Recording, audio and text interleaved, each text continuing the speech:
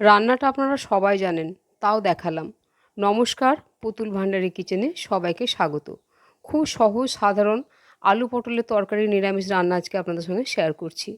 আলু পটল খেতে খেতে এখন বিরক্ত লাগছে, তাই একটুখানি এর মধ্যে আমি কয়েকটা বড়া ভেজে দিয়ে দিয়েছি। তো একটুখানি বড়া ভেজে দেওয়ার কারণে এই তরকারিটা খেতে খুব ভালো লাগে। আর এই তরকারিটা গরম ভাত দিয়ে বা রুটি দিয়ে খেতে অসম্ভব সুস্বাদু লাগে। বিশেষ কোনো নামি দামি মশলা না, একেবারে সাধারণ ঘরোয়া মশলা দিয়ে রান্না করেছি। রান্নাটা দেখার পর লাইক শেয়ার কমেন্ট করে আমার চ্যানেলটিকে সাবস্ক্রাইব করে রাখারও অনুরোধ জানান। তাহলে চলুন দেখুন রান্নাটা আমি কিভাবে করছি। তা আলু পটল রান্না করবার জন্যই প্রথমে আমি আমার প্রয়োজন মতো পটল আর আলু কেটে নিয়েছি। পটলগুলোকে একটু একটু করে খোসা রেখেছি আর একটু একটু করে খোসাগুলো ছাড়িয়ে দিয়েছি। সম্পূর্ণ খোসাটা ছাড়িয়ে দিলে পটলগুলো রান্না করার পরে ভেঙে যায়। আর পটলের বীজগুলো দেখলাম নরম আছে, তাই বীজগুলো আমি বের করে ফেলিনি। তবে আপনারা যদি চান পটলের বীজগুলো বের করে ফেলে দিতে পারেন। একটা বড় সাইজের আলুকে এইভাবে একটু বড় বড় টুকরো করে কেটে সমস্তগুলো ধুয়ে রেখেছি। পরিমাণ মতো মসুর ডাল এখানে ভিজিয়ে রেখেছি। ডালটা যখন ভালো ভিজে যাবে তখন একটা কাঁচা লঙ্কা দিয়ে মসুর ডালটাকে আমি বেটে নেব। এখন আমি আসবো রান্নায়। এরপর আমি গ্যাস অন করে কড়াই বসিয়ে দিয়েছি। এখন একেবারে পরিমাণ মতো দিয়ে দিচ্ছি সর্ষের তেল। রান্নাটা চেষ্টা করবেন সর্ষের তেলে করতে, তাহলে খেতে খুব ভালো লাগে। মসুর ডালটা একটা কাঁচা লঙ্কা দিয়ে বেটে নিয়ে একটু কালো জিরে, নুন, হলুদ দিয়ে সামান্য একটু মিষ্টি দিয়ে এগুলোকে ছোটো ছোটো করে বড়ার মতো করে দিয়ে দিয়েছি। ওই সময় ক্যামেরাটা আমার একবার অফ হয়ে গিয়েছিলো বড়াগুলো দেওয়ার সময়। এখন একবার 2 মিনিট রাখার পরে বড়াগুলো আস্তে আস্তে এইভাবে উল্টে দিচ্ছি।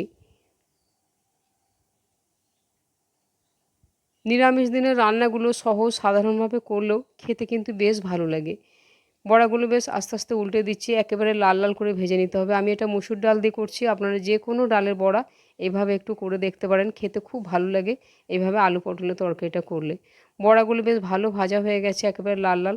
এগুলো বেশ ডালের সাথে খেতেও খুব ভালো লাগে মসুর ডালের বড়াটা। বড়াগুলো ভাজা হয়ে গেছে, বাটিতে তুলে নিলাম। ওই তেলের মধ্যে যে আলুটা কেটে রেখেছিলাম, কেটে রাখা আলুটা দিয়ে দিলাম। আলুটা বেশ নাড়াচাড়া করে যতক্ষণ না আলুটার গায়ে সুন্দর একটা রং ধরে আসছে ততক্ষণ আলুটাকে বেশ ভালো করে ভেজে নিতে হবে। আমার এই সহজ সাধারণ রান্নাগুলো আপনাদের কেমন লাগে আমাকে একটা কমেন্ট করে জানাতে ভুলবেন না। আলুটা আস্তে আস্তে বেশ সুন্দর একটা কালার হয়ে আসছে। বেশ সুন্দর করে আলুটাকে ভেজে নিতে হবে, তাহলে আলুগুলো রান্না করার পরে একেবারে ঘেঁটে যাবে না। আলুটা ভালো ভাজা হয়ে গেছে, এখন আলুগুলোকেও একটা বাটিতে তুলে নিচ্ছি। ওই তেলের মধ্যে এখন কেটে রাখা পটলটা দিয়ে দিচ্ছি। পটলটাকে বেশ নাড়াচাড়া করে খুব ভালো করে ভেজে নিতে হবে।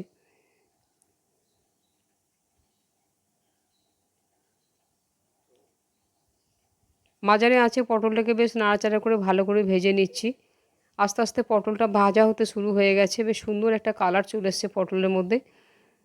পটলটাকে এখন আমি উল্টে পাল্টে এইভাবে কিছুক্ষণ রেখে দেবো, আর কম আঁচে পটলটা ভাজা হবে। এখন আমি একটা মশলা বেটে নিচ্ছি, খুব সামান্য একটু মশলা, একেবারে সাধারণ মশলা একটুখানি আমি বেটে নেব। 2 টুকরো দিয়েছি আদা, 2টো কাঁচা পাকা লঙ্কা, একটা ছোটো সাইজের টমেটো আর একটা ছোটো এলাচ দিয়েছি। এটা আমি শিলেই বেটে নিচ্ছি, আপনারা চাইলে এটা মিক্সিতে বেটে নিতে পারেন। পটলটা কম আঁচে বসিয়ে রেখেছিলাম, এখন একবার নাড়াচাড়া করে দিচ্ছি। পটলটা বেশ সুন্দর ভাজা হয়ে গেছে। ভেজে রাখা পটলগুলো একটা পাত্রের মধ্যে তুলে রেখে দিচ্ছি। এই তেলটার মধ্যে আবার আমি 1 চামচ তেল যোগ করেছিলাম, সামান্য একটু গোটা জিরে ফোড়নে দিয়ে দিলাম। আর যে মশলাটা আমি শিলপাটায় বেটে রাখলাম, আদা, টমেটো, কাঁচা লঙ্কা আর একটা ছোটো এলাচ, এই বেটে রাখা মশলাটা দিলাম। একটা মশলা আমি জলে গুলে রেখেছিলাম, গুঁড়ো মশলাগুলো। 4 চামচে হাফ চামচ ধনে গুঁড়ো, হাফ চামচ জিরে গুঁড়ো, হাফ চামচ হলুদে গুঁড়ো, সামান্য একটু কাশ্মীরি লঙ্কার গুঁড়ো, এটা জল দিয়ে গুলে রেখে দিয়েছিলাম। গুঁড়ো মশলাগুলো একটু জলে ভিজিয়ে রাখলে একেবারে বাটা মশলা মতো হয়ে যায়। বাটিটা ধুয়ে সামান্য পরিমাণে একটু জল দিয়ে দিলাম। সবজির পরিমাণ বুঝে নুন দিয়ে দিচ্ছি, কারণ আলু পটল ভাজার সময় আমি নুন দিইনি। আর একেবারে স্বাদ অনুপাতে একটু চিনি দিয়ে দিচ্ছি। কষাবার সময় একটু চিনি দিলে তরকারির রঙটা খুব সুন্দর হয়। বেশ ভালোভাবে মশলাটাকে কষিয়ে নিতে হবে। খুব সহজ সাধারণ রান্না, কিন্তু এই রান্নাটা খেতে খুব ভালো লাগে। এই রান্নাটা আমি মাঝে মাঝেই করে থাকি। বেশ ভালো করে মশলাটা ততক্ষণ কষাবো যতক্ষণ না মশলাটা থেকে তেলটা ছেড়ে আসছে। আস্তে আস্তে তেলটা চারদিক দিয়ে ছেড়ে এসছে। এখন ভেজে রাখা আলুটা দিয়ে আবারও নাড়াচাড়া করে আলুটা বেশ কিছুক্ষণ একটু কষিয়ে নেব।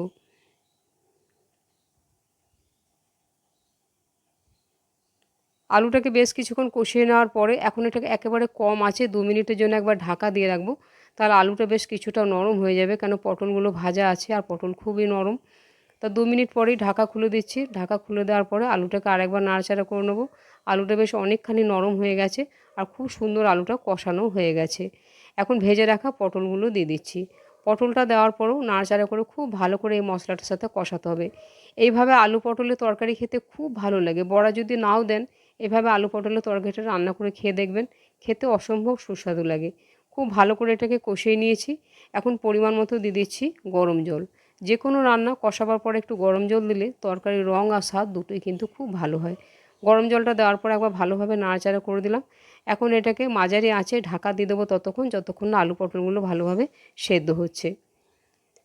প্রায় ৩-৪ মিনিট আমি ঢাকা দিয়ে রেখেছিলাম। এখন আমি ঢাকাটা খুলে একবার নাড়াচাড়া করে দেখে নেব যে আলুটা সেদ্ধ হয়েছে কিনা। আলুটা খুব সুন্দর সেদ্ধ হয়ে গেছে, আর পটল তো ভাজা আছে, আর পটল এমনিতেই খুব নরম সবজি। এখন ভেজে রাখা বড়াগুলো দিয়ে দিচ্ছি। বড়াগুলো দেওয়ার পর নাড়াচাড়া করে ঝোলের মধ্যে খুব ভালো করে ডুবিয়ে দিতে হবে, যাতে বড়াগুলোর ভেতরে ঝোলটা খুব ভালো মতো ঢুকে যায়, আর বড়াগুলো যেন ভালোভাবে সেদ্ধ হয়ে যায়। তার জন্য এটাকে কম আঁচে 2 মিনিটের জন্য ঢাকা দিয়ে রাখবো। খুব বেশিক্ষণ ঢাকা দিয়ে রাখবো না, তাহলে বড়াগুলো ভেঙে যেতে পারে। 2 মিনিট পরেই ঢাকা খুলে দিলাম। ঢাকা খুলে দিয়ে একবার নাড়াচাড়া করে দিলাম। বড়াগুলো দেখুন কত সুন্দর ফুলে গেছে, আর খুব সুন্দর বড়াগুলো দেখতেও ভালো লাগছে। আর প্রত্যেকটা বড়া খুব সুন্দর সেদ্ধ হয়ে গেছে, একেবারে নরম তুলতুলে হয়ে গেছে ডালের বড়াগুলো। এভাবে একটু ডালে বড়া দিয়ে আলু পটলের তরকারিটা রান্না করে খেয়ে দেখবেন, আশা করছি ভালো লাগবে। রান্নাটা সম্পূর্ণ দেখার জন্য ধন্যবাদ। তাহলে আবার অন্য কোনো দিন দেখা হবে অন্য কোনো রেসিপিতে। সবাই ভালো থাকবেন। নমস্কার।